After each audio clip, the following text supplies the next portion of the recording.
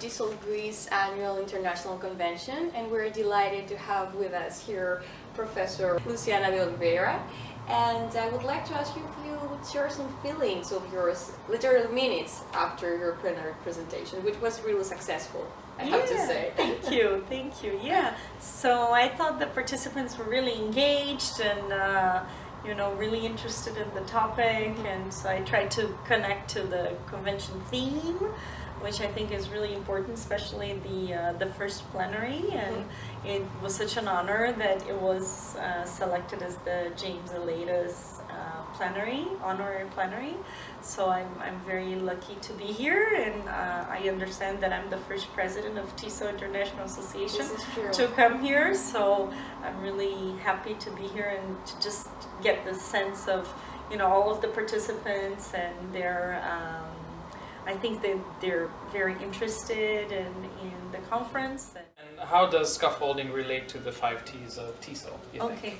So as I mentioned in my plenary, I think scaffolding is a really key piece for teaching. So the T of teach, and it's an overused term, but I don't think it's really well understood, especially in English language teaching, in the English language teaching field.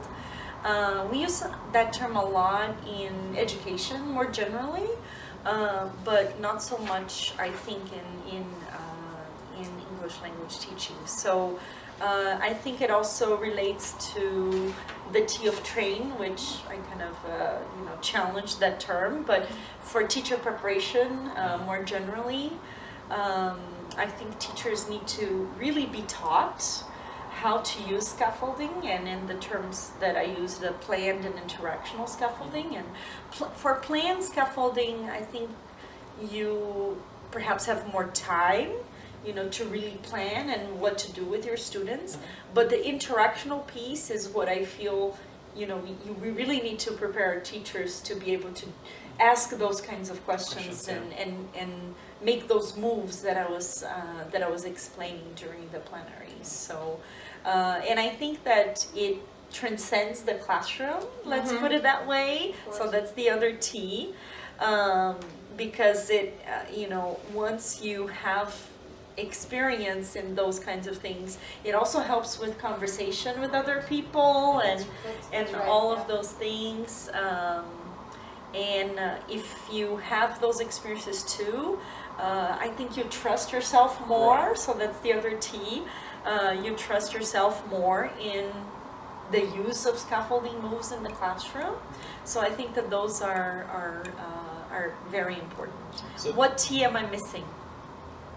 So we transform, teach, transcend, trust. Trust. I think trust. So it's. I would say that it transforms the way that you teach, and it goes beyond. It transcends the classroom. So we have a connection with everything. I think so. Yes. So you think scaffolding is an essential part of teaching? Yes, right? Absolutely. Regardless of the most likely the discipline. So yes, and across levels.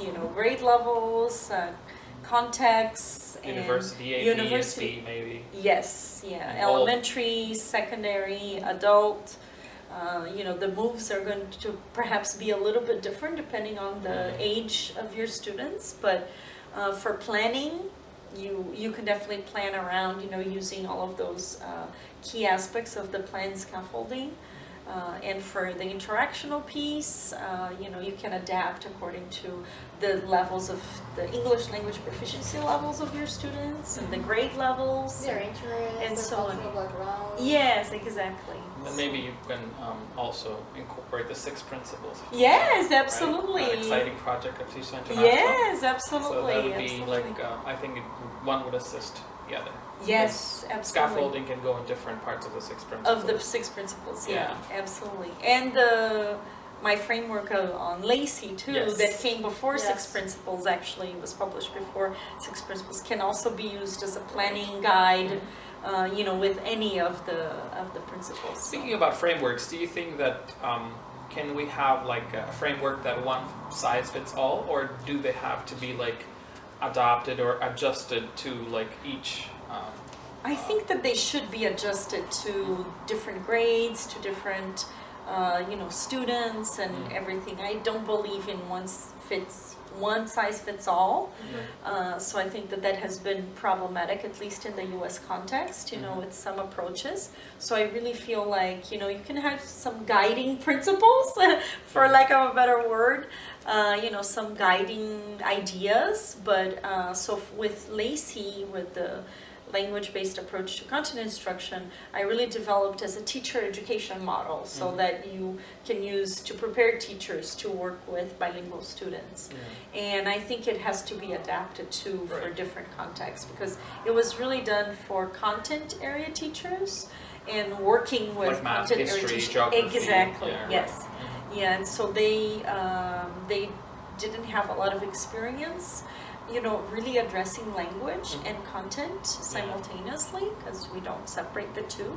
But we really think about, like with code breaking, like what they can do to help their students reach those disciplinary goals, and focusing on both the language and the content.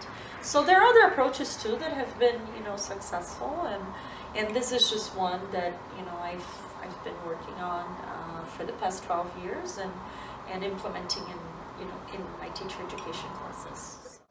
Great. And if you could send a wish to Giselle Grease, which becomes 40 this year, Yes. what would it be? Yes, so happy birthday, Giselle Grease. It's amazing that you're turning 40, and I'm True. so happy and really it's wonderful that I can be here to celebrate with you, and I wish many more years to come, another 40. I probably won't be around by then, but who knows, maybe I will.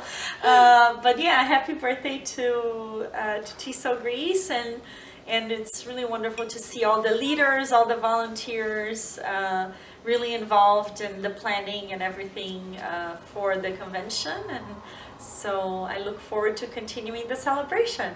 Thank you very much. Thank you very much for your time, for sharing your ideas with us today. It's an honor to have you here. Yeah, thank you. And we wish you all the best. Thank you so much. Thank you very much. Thanks. Thank you very much. Thank you.